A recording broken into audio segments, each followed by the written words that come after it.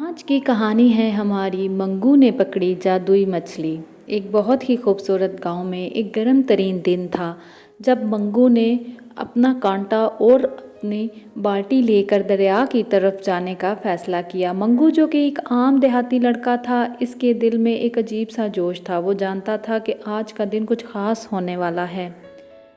وہ دریا کے کنارے پہنچا اور اس نے دیکھا کہ وہاں اور بھی ماہی گیر موجود تھے، لیکن وہ سب ناکام لوٹ رہے تھے اپنے گھروں کی طرف واپس۔ منگو نے جلدی سے اپنی جگہ چنی اور کانٹا پانی میں پھینک دیا۔ انتظار کرنے لگا کہ کوئی مچھلی اس کانٹے میں پھنس جائے۔ وہ جانتا تھا کہ صبر کا پھل ہمیشہ میٹھا ہوتا ہے۔ وقت گزرتا گیا اور دھیرے دھیرے سورج غروب ہونے لگا۔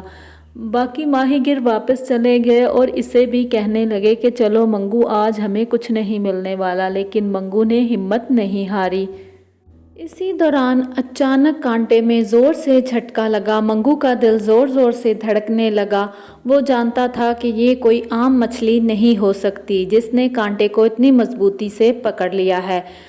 منگو نے اب کانٹے کو مضبوطی سے پکڑا اور آہستہ آہستہ اوپر کھینچنے لگا۔ جیسے ہی مچھلی پانی سے باہر آئی، وہ حیران رہ گیا کہ یہ کوئی عام مچھلی نہیں تھی، بلکہ ایک سنہری مچھلی تھی جو بہت بڑی اور خوبصورت تھی۔ منگو نے مچھلی کو غور سے دیکھا تو چونک گیا۔ مچھلی کی آنکھوں میں ایک خاص چمک تھی، جیسے وہ کچھ کہنا چاہ رہی ہو منگو سے۔ اچانک مچھلی بول پڑی، منگو، میں ایک جادوئی مچھلی ہوں۔ منگو، میں ایک جادوئی مچھلی ہوں۔ اگر تم مجھے واپس پانی میں چھوڑ دو گے تو میں تمہاری ایک خواہش پوری کر دوں گی۔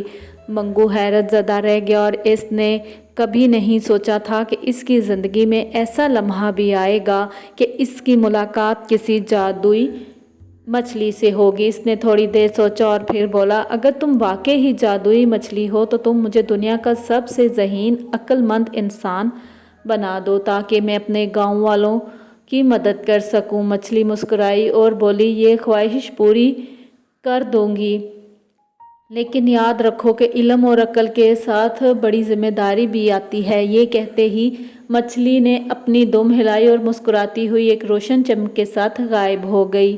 منگو کو ایک عجیب سی تبدیلی محسوس ہونے لگی۔ اس کے دماغ میں نئی نئی معلومات آنے لگی۔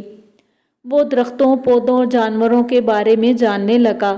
اسے زمین کی پیداوار اور موسمی تبدیلیوں کا علم ہو گیا۔ وہ سمجھ گیا کہ پانی کو کیسے صاف کیا جا سکتا ہے اور فصلوں کو زیادہ بہتر کیسے اگایا جا سکتا ہے۔ منگو کے ذہن میں اتنے سوال جنم لے رہے تھے کہ وہ خود حیران تھا کہ میرے ساتھ کیا ہو رہا ہے۔ منگو جب گاؤں واپس آیا تو وہ ایک نیا انسان بن چکا تھا۔ اس نے گاؤں کے لوگوں کو بتانا شروع کیا کہ پانی کو کیسے محفوظ کیا جا سکتا ہے، نئی فصلیں کیسے اگائی جا سکتی ہیں اور کیسے بیماریوں سے بچا جا سکتا ہے۔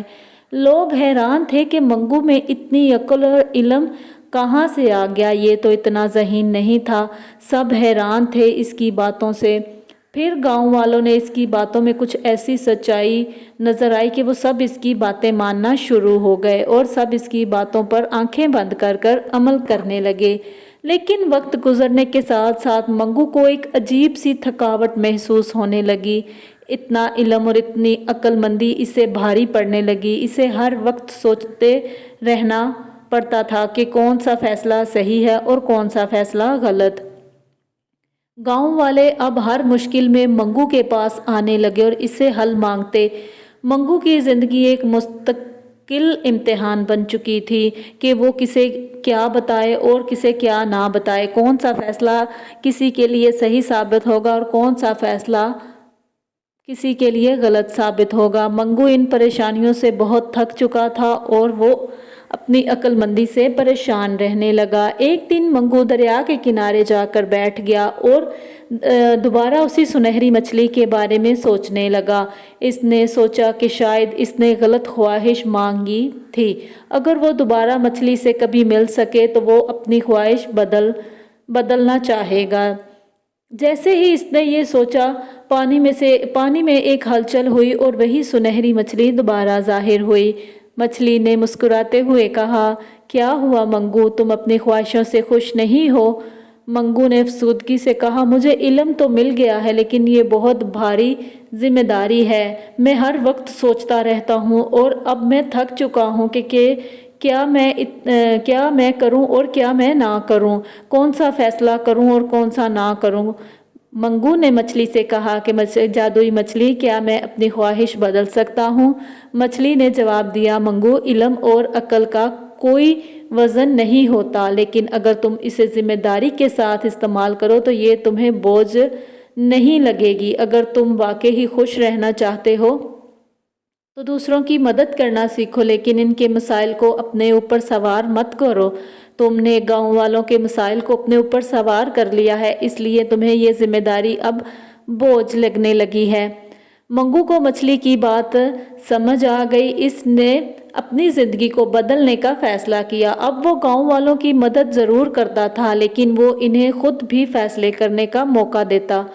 اس نے لوگوں کو سکھایا کہ وہ اپنے فیصلے خود کریں اور اپنی مشکلات کا حل خود تلاش کریں، نہ کہ وہ منگو کو ہر مسئلے کے لیے بلائیں۔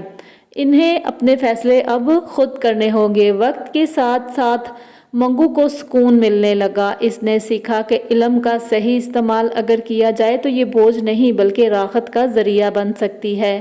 مچھلی کے ساتھ ہونے والا یہ تجربہ منگو کی زندگی کا سب سے بڑا سبق تھا۔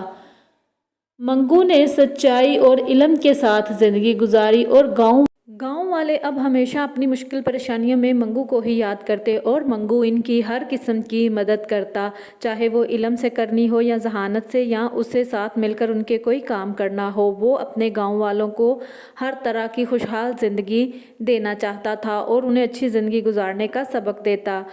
منگو اب اپنی جادوئی مچھلی کو کبھی کبھی ملنے جاتا اور یہ سارے گاؤں والے جانتے تھے کہ جادوئی مچھلی اور منگو کی بہت اچھی دوستی ہو گئی ہے۔